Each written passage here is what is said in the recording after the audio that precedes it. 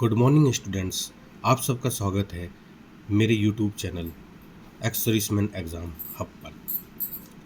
आज हम RB assistant pre exam की स्ट्रेटेजी लेके आए हैं जो कि 11 अप्रैल को होने वाला है। आज की वीडियो थोड़ी लंबी हो सकती है क्योंकि मैं आपसे बहुत सारी बातें करना चाहता हूँ और आज की वीडियो के बाद मैं ये दावा करता हूँ कि आपका कॉन्फिडेंस का जो लेवल है वो एक अलग ही स्तर पर होगा। जैसा कि आप सभी जानते हैं कि सारे बैंकिंग एग्ज़ाम्स ऑलमोस्ट हो चुके हैं और उनके रिजल्ट्स भी आ चुके हैं सिवाय IBPS RRB clerk main exam को छोड़कर। पहले मैं ये video IBPS RRB mains clerk exam के रिज़ल्ट के बाद बनाने वाला था, लेकिन मेरा आज इस वीडियो को बनाने का रीज़न है जिसे कि मैं अभी आप सबके सामने रखूँगा। अभी तक के जितने भी बैंकिंग एग्ज़ाम्स हुए हैं उनमें काफ़ी कैंडिडेट्स को सफलता मिली है और काफ़ी कैंडिडेट्स असफल भी हुए हैं। जो सफल कैंडिडेट्स हैं उनके पास अपनी सफलताएं हैं और आरआरबी क्लर्क मेंस एग्ज़ाम में यदि वो असफल भी हो जाते हैं तो उन्हें कोई ख़ास फ़र्क नहीं पड़ता है। लेकिन अब तक के एग्ज़ाम्स में जो भी कैंडिडेट्स असफल हुए हैं उनके लिए IBPS RRB clerk main exam का रिज़ल्ट बहुत मायने रखता है। एक एजुकेटर होने के नाते मैं ये उम्मीद नहीं करता या ना मैं ये आशा करता हूँ कि कोई भी हमारा कैंडिडेट है, कोई भी स्टूडेंट है वो असफल हो, लेकिन सफलता और असफलता किसी इंडिविजुअल के बस की बात नहीं है। आईबीपीएस आरआरबी क्लर्क्स मेन के रिजल्ट्स के बाद भी काफ़ी स्टूडेंट्स जो हैं वो असफल होंगे, इसमें कोई दो राय नहीं है। असफल होने के बाद में उनका जो मोटिवेशन लेवल है वो बहुत ही कम होगा। तो खासकर मैं ये वीडियो उन लोगों के लिए लेके आया हूँ, उन बच्चों के लिए लेके आया हूँ कि जो उस समय डिमोटिवेटेड फील करेंगे। तो मैं उन्हें ये बताना चाहता हूँ कि जो आरबी असिस्टेंट का जो एग्ज़ाम है उसमें उन्हीं लोगों के सफल होने के चांसेस सबसे ज़्यादा हैं। मैं कोई भी बात जो आपसे बोल रहा हूँ वो बिना किसी रीज़न के नहीं बोल रहा हूँ, मैं इसके पीछे का रीज़न भी आपको बताऊँगा। किसी भी एग्ज़ाम में कोई स्टूडेंट जब सफल हो जाता है तो उसका आगामी एग्ज़ाम्स के प्रति जो एटीट्यूड होता है वो थोड़ा कैजुअल हो जाता है। हो सकता है ये सब स्टूडेंट्स के साथ नहीं होता हो, लेकिन लगभग 75% स्टूडेंट्स के साथ ये ज़रूर होता है और आप भी मेरी इस बात से सहमत होंगे, क्योंकि वो जिस एग्ज़ाम में सफल हो चुके हैं उसका आगे का जॉइनिंग प्रोसेस, मेडिकल, उन सब में बिज़ी हो जाते हैं और इसकी वजह से उनकी जो स्टडी रूटीन है वो हैम्पर होता है।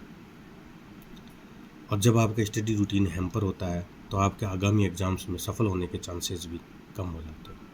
अब बात करते हैं जो कैंडिडेट्स असफल हो गए हैं, उनके पास अब खोने के लिए कुछ बचा नहीं है, तो वो दोबारा उठता है और दोबारा 100% अपना देने की कोशिश करता है, तो उसके आगामी परीक्षा में अच्छे परिणाम आने के चांसेस रहते हैं। तो इसीलिए मैं आरबी असिस्टेंट प्री एग्ज़ाम की स्ट्रेटेजी आप सभी के सामने लेकर आया हूँ कि आप सभी को डीमोटिवेटेड नहीं होना है, अपने अंदर हमेशा मोटिवेशन रखना है और अपने कॉन्फिडेंस लेवल को गिरने नहीं देना है। मैं ये जो एग्ज़ाम स्ट्रेटेजी वीडियो लेके आया हूँ ये 100% वर्किंग है।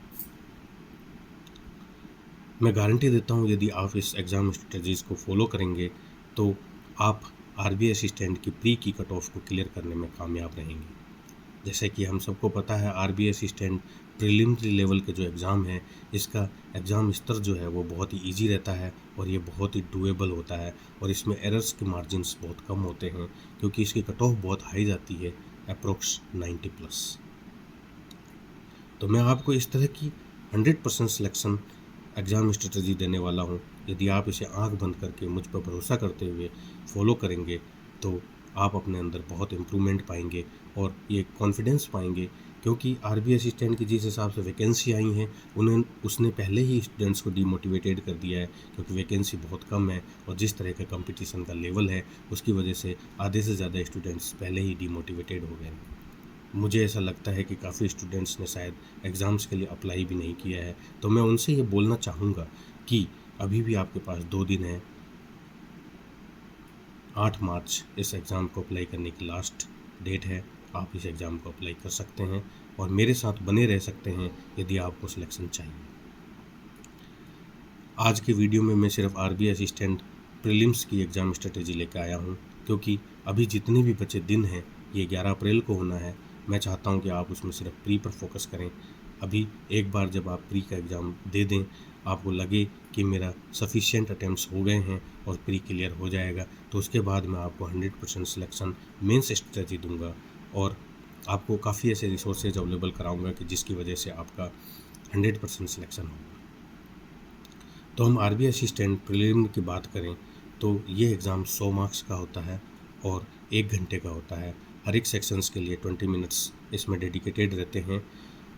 इसमें इंग्लिश के 30 क्वेश्चंस आते हैं 30 मार्क्स के, और इसके लिए सेक्शनल टाइमिंग्स जो रहती है वो 20 मिनट्स रहती हैं। रीजनिंग के 35 क्वेश्चंस आते हैं 35 मार्क्स के, और सेक्शनल कट ऑफ इसके लिए भी 20 मिनट्स रहती हैं। क्वांट के इसमें 35 क्वेश्चंस आते हैं और 35 मार्क्स के आते हैं। इसके लिए भी सेक्शनल टाइमिंग्स जो रहती है वो 20 मिनट्स रहती है। अब मैं आपको जो रिसोर्सेज अवेलेबल कराऊंगा, ये रिसोर्सेज फ्री ऑफ कॉस्ट रहेंगे। आपको इसके लिए एक सिंगल पैसा भी खर्च करने की ज़रूरत नहीं है। तो मैं इंग्लिश के लिए आपको बताना चाहूँगा कि अड्डा 247 और ओलिव बोर्ड ने आरबीआई असिस्टेंट की, यदि इनके आप यूट्यूब चैनल पर जाएंगे तो इन्होंने आरबीआई असिस्टेंट की एक अलग से प्लेलिस्ट बना दी है। आप उस प्लेलिस्ट में ये डेली मॉक्स को सॉल्व करा रहे हैं, लाइव मॉक्स करा रहे हैं और उनको सॉल्व करा रहे हैं। हो सकता है आप में से काफ़ी बच्चों का अभी तक सिलेबस कंप्लीट नहीं हुआ होगा, उनके कॉन्सेप्ट्स क्लियर नहीं होंगे, लेकिन मेरा आपसे ये वादा है कि आप मेरी बताई स्ट्रेटेजी पर चलेंगे तो आपके अंदर बहुत ज़्यादा इम्प्रूवमेंट आएगा और आपका कॉन्फिडेंस लेवल बढ़ेगा।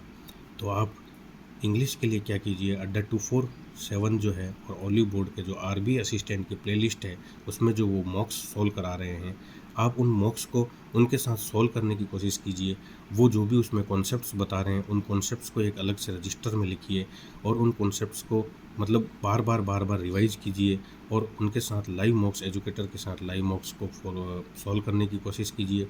मैं बता रहा हूँ 4 से 5 मॉक्स करने के बाद में आपका कॉन्फिडेंस लेवल अलग स्तर पर होगा और आप इंग्लिश में आराम से 25+ स्कोर करने लायक हो जाएंगे। रीजनिंग और क्वांट के लिए मैं आपको जो यूट्यूब रिसोर्सेज अवेलेबल कराऊंगा उसको देख लीजिए। रीजनिंग और क्वांट के लिए आपको वेटरन करके यूट्यूब चैनल है, इस पे जाना है। इन्होंने भी आरबीआई असिस्टेंट की एक अलग से प्लेलिस्ट बना दी है, तो पहले इसे ख़त्म कर देना है, क्योंकि इससे आपका क्वांट और रीजनिंग के कॉन्सेप्ट बिल्डअप होंगे। 4-5 दिन में आपकी वो प्लेलिस्ट ख़त्म हो जाएगी। उसके बाद में अड्डा 247 और ओलिव बोर्ड के जो लाइव मॉक्स एजुकेटर सॉल्व करा रहे हैं उन्हें कीजिए। इनको करने के बाद में आप आराम से 30+ स्कोर इन दोनों सेक्शन में कर रहे हैं। हमारा यहाँ टारगेट है 90+ का। प्री में हमारा स्कोर 90+ होना चाहिए, अटैम्प्ट्स भी हमारे 90+ होने चाहिए। और मैं आपसे ये वादा करता हूँ कि यदि आप मेरी स्ट्रेटेजी को फॉलो करते हैं, आप आराम से 90+ स्कोर कर पाएंगे। जैसे ही आप प्रीलिम्स एग्ज़ाम दे देंगे, आपके अटैम्प्ट्स इतने हो जाएंगे कि आपको लगेगा कि मेरा प्री क्लियर हो जाएगा, तो आप मुझसे जुड़े रहिए। उसके बाद मैं आपको मेंस एग्ज़ाम के जीए और कंप्यूटर की ऐसी 100% सिलेक्शन स्ट्रेटेजी दूंगा, ऐसे रिसोर्सेज अवेलेबल कराऊंगा जिससे कि आपका 100% सिलेक्शन हो जाएगा। उसके लिए आपको चिंतित होने की कोई ज़रूरत नहीं है। मेंस एग्ज़ाम जो है वो 7 जून को होगा और जिन भी बच्चों ने अभी तक आरबीआई असिस्टेंट के लिए अप्लाई नहीं किया है, अभी भी उनके पास 2 दिन है, वो अप्लाई कर सकते हैं।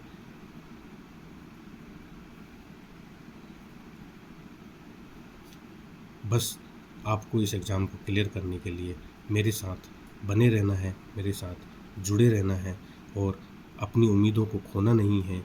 और मैं ये दावा करता हूँ कि